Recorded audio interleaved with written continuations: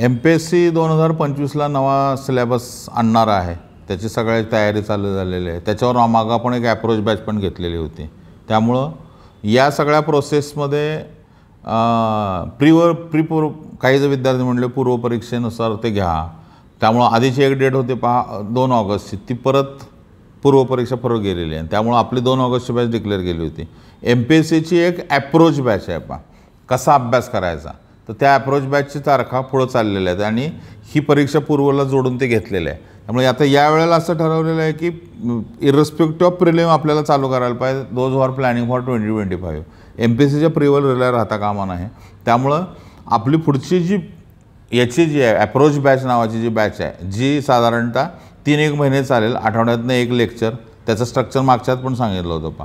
त्यावर लिहून बघणे, GS 1, 2, 3, 4ची बेसिक चर्चा आणि त्याचं फ्रेम काय आहे, एसेला काय करायला लागेल, एक कम्फर्ट यायला पाहिजे. ईज ज्याला आपण म्हणतो ना, तो ईज ऑफ डुईंग जे आहे की सगळ्या गोष्टी तुम्हाला व्यवस्थित कॉन्फिडन्स आला बाबा आपल्याला. मला एक नव्या पॅटर्नला जमत नाही आहे, तर नव्या पॅटर्नला मला जमायला लागलं आणि त्या बेसिक इन्साईट माझ्यामध्ये आला. तर हा अप्रोच बॅचचा हेतू आहे की ज्यांना 25मध्ये राज्यसेवा नव्या पॅटर्नला द्यायचं आहे, त्यांना कुणालाही जे येतील ॲडमिशनला त्या सगळ्यांना कम्फर्ट यावा, हा त्याचा हेतू आहे. आणि ते प्रोसिजर काय आहे, UPSC सारखं त्यांचं सिलेबस झालेलं आहे word to word.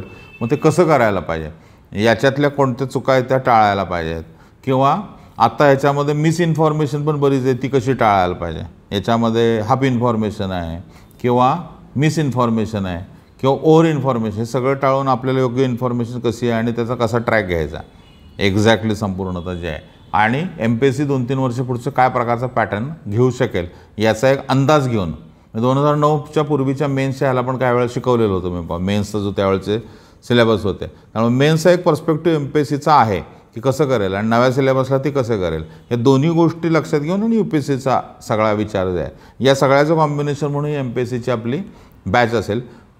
MPSC approach batch for 2025 mains GS त्यामध्ये सगळं जे आहेत. मग ऑप्शनलचं ते वेगळी चर्चा आहे. ऑप्शनल विचारलं आहे, पण ऑप्शनल याच्यामध्ये होणार नाही कारण प्रत्येकाचा वेगळा ऑप्शन असेल. त्यामुळे ही बॅच GSसाठी, ज्याच्यामध्ये प्रीचा एक अप्रोच, मेन्सचा एक अप्रोच 1, 2, 3, 4 जे आहे आणि त्यातले काही उत्तरं लिहून घेणे 1चे, 2चे, 3चे आणि 4चे.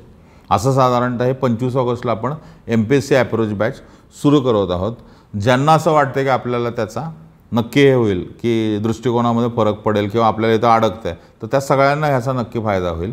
MPSC अप्रोच बॅच 25 ऑगस्टला आपण नक्की सुरू करू. त्याचं रजिस्ट्रेशन ऑलरेडी सुरू झालं, ते मध्येच थांबवलं गेलं, ते परत कंटिन्यू करता येईल. त्यामुळे ज्यांना वाटतं त्यांनी ताबडतोब अप्रोच करा आणि ते अप्रोच बॅच जी आहे त्याला रजिस्टर करा. रजिस्ट्रेशन सुरू झालेलंच होतं ऑलरेडी जे आहेत.